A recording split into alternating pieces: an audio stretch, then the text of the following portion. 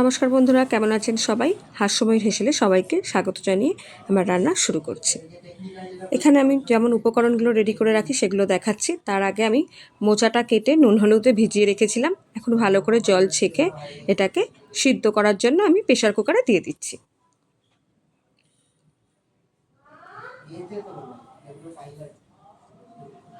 Pressure কুকারে দিয়ে আমি ওটা সিদ্ধ করে নিচ্ছি। এখানে নারকেল কুচিয়ে রেখেছি, আছে কাঁচা লঙ্কা, গোটা জিরে, তেজপাতা, একটা টমেটো, আলু ছোট ছোট করে কেটে রেখে দিয়েছি, নুন হলুদ জিরে ধনে লঙ্কার গুঁড়ো আর নুন মিষ্টি। এখন কড়াটা আমার গরম হয়ে গেছে, আলুটা আমি ভেজে নেব। আলুটা খুব ভালো করে ভেজে নিতে হবে। এবার ওর মধ্যে সামান্য নুন দিয়ে দিলাম, দিয়ে দেব খানিকটা হলুদ।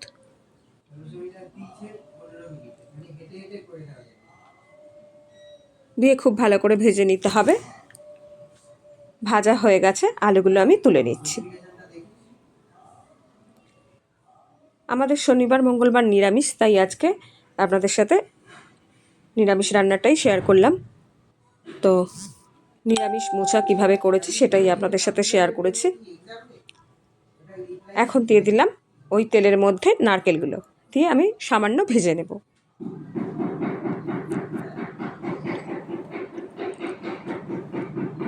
নারকেলটাও আমার ভাজা হয়ে গেছে, তুলে নিচ্ছি।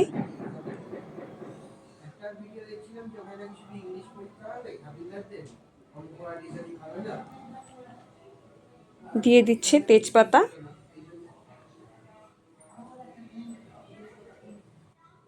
দিয়ে দেব গোটা জিরেটা, আর দিয়ে দিচ্ছি সামান্য হিং।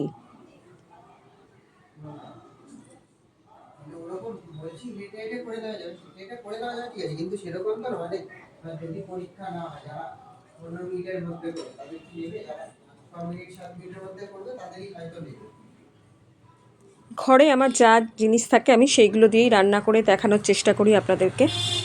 বেশি উপকরণ লাগে না, ঘরে যা থাকে সেটা দিয়ে যেভাবে রান্না করা যায় সেটাই দেখাই। তো আমার রান্না যদি আপনাদের ভালো লেগে থাকে তাহলে অবশ্যই আমার চ্যানেলটা সাবস্ক্রাইব করে রাখবেন এবং পাশে থাকা বেল আইকনটা ক্লিক করে রাখবেন নোটিফিকেশান ঢোকার জন্য। তো এখন আমি কড়ার মধ্যে দিয়ে দিলাম টমেটো কুচোনোটা, আর দিয়ে দিলাম আদা ঘষে রেখেছিলাম আদাটা, আর কয়েকটা কাঁচা লঙ্কা ওর মধ্যে দিয়ে দিলাম। দিয়ে ভালো করে কষিয়ে নিতে হবে মশলাটাকে।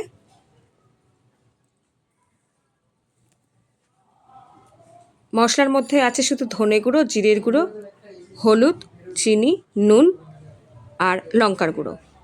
দিয়ে দিলাম মোচাটা, সিদ্ধ করা মোচাটা আমি দিয়ে দিলাম, আর মোচার জল সামান্য রেখে দিয়েছি, যদি প্রয়োজন লাগে তাহলেই দেব। ভালো করে মোচাটা কষিয়ে নেওয়ার পর চাপা দিয়ে দিয়েছিলাম। এখন ঢাকনাটা খুলেছি, খুলে দেখা যাচ্ছে কেমন। এবার আলু ভাজাগুলো ছিল সেগুলো দিয়ে দিলাম।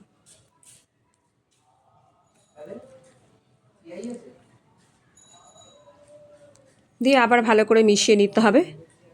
মিশিয়ে নিয়ে ওই যে মোচার যে জলটা ছিল সেই জলটার মধ্যে আমি সামান্য, আপনারা আটা গুঁড়োও দিতে পারেন, আমি একটু বেসন বা ছোলার ছাতু যেটা আছে ওইটা দিয়ে মিশিয়ে রেখেছিলাম, দিয়ে ওর মধ্যে দিয়ে দিয়েছি। এখন দেখুন একটু ঘন ঘন টাইপের হয়ে গেছে। ঢাকনাটা খুলে দিয়েছি, এবার ওপর থেকে আমি ঘিটা ছড়িয়ে দিলাম, দিয়ে দেব সামান্য গরম মশলা। ব্যাস, আমার মোচা রেডি, আপনাদের সামনে পরিবেশন করে দেখাবো।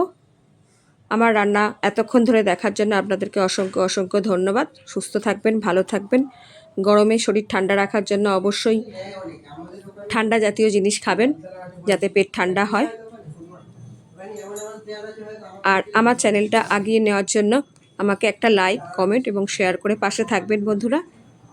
ধন্যবাদ।